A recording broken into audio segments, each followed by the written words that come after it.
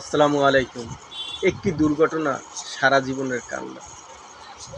যারা দূর দূরান্ত থেকে ঈদের আনন্দ উপভোগ করার জন্য গ্রামের বাড়িতে আসেন ঈদের সময়, এই সময়টা সকল মানুষই গ্রামের বাড়িতে ঈদ করার জন্য যায়।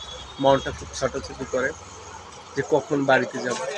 তাদের উদ্দেশ্যে বলবো যে আপনারা তাড়াহুড়ো করবেন না, কারণ এই ঈদের সময় তাড়াহুড়ো করতে গিয়ে অনেক মানুষ অ্যাক্সিডেন্ট হয়। তাদের ফ্যামিলি, তাদের পরিবার এটা সারা জীবন ভোগে। কেউর মা হারায়, কেউর বাবা হারায়, কেউর ভাই হারায়, কেউ ছেলে হারায়। তা আমরা একটা ভিডিও দেখলাম যে সদরঘাটে লঞ্চে মানুষ ভাগ হয়ে গেছে, দুই লঞ্চের মানে ফিসায় পড়ে। এটা দেখার মতন ছিল না। এটা দেখে আমাদের ভিতরটা এত পরিমাণ কাঁদলো। এরকমের প্রতিটা ঈদই এরকমের দুর্ঘটনা হয়। তো আপনারা অতিরিক্ত তাড়াতাড়ি আসার চিন্তা করেন না, আস্তে আস্তে আসেন। প্রয়োজনে ঈদের পরের দিন এসে পৌঁছে, ঈদের দিন দুপুরে আসেন।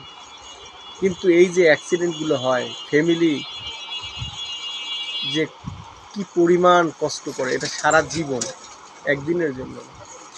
এই জন্য আসবেন অবশ্যই, কারণ বাড়িতে আসার জন্য মন কাঁদে, প্রিয়জনের সাথে দেখা করবে। এটা আসলে মন মানে না, কখন বাড়িতে আসবে, কখন সবার সাথে কথা বলবে, কখন ঘোরাঘুরি করবে। কিন্তু এই একটা দুর্ঘটনায় যে সারা জীবনের কান্না, এটা অবশ্যই মাথায় রাখবেন।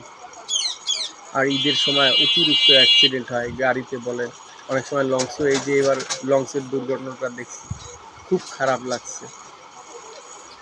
তো এই সময়টা আসলে গাড়িতেও কার আগে কে যাইতে পারে, এটা তাদের ভিতরেও একটা কাজ করে।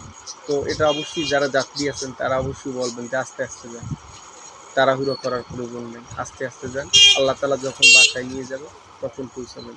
কিন্তু এই তাড়াতাড়ি করতে যাই, একজন আরেকজনের সাথে প্রতিযোগিতা করতে যাইয়া এই অ্যাক্সিডেন্টগুলো হয়। তো এইগুলো অবশ্যই সবাই একটু মাথায় রাখবেন। কারণ ঈদটা আপনার যে আইসা, যে ঈদের নামাজটা পড়লেই কিন্তু দেখা যায় যে ঈদের আনন্দটা মানে শেষ হয়ে যায়। তো আপনি এরকম তাড়াহুড়ো করতে যাইয়া যদি একটা অ্যাক্সিডেন্ট হয়, তখন কী হবে বলেন? তো এরকমের প্রতি ঈদেই অসংখ্য দুর্ঘটনা ঘটে। আল্লাহ তালা এর থেকে আমাদেরকে অবশ্যই হেফাজত করুন। আর সবাইকে নিরাপদভাবে আল্লাহ তালা জানি সবাই বাড়িতে পৌঁছাই দিক, সবাই সুন্দরভাবে ঈদ আনন্দ উপভোগ করে আবার তার কর্মস্থলে ফিরে যাক। এটাই আমাদের সবার চাওয়া। অবশ্যই আল্লাহ তালা সবাইকে ভালো রাখবেন। খুদা হাফেজ।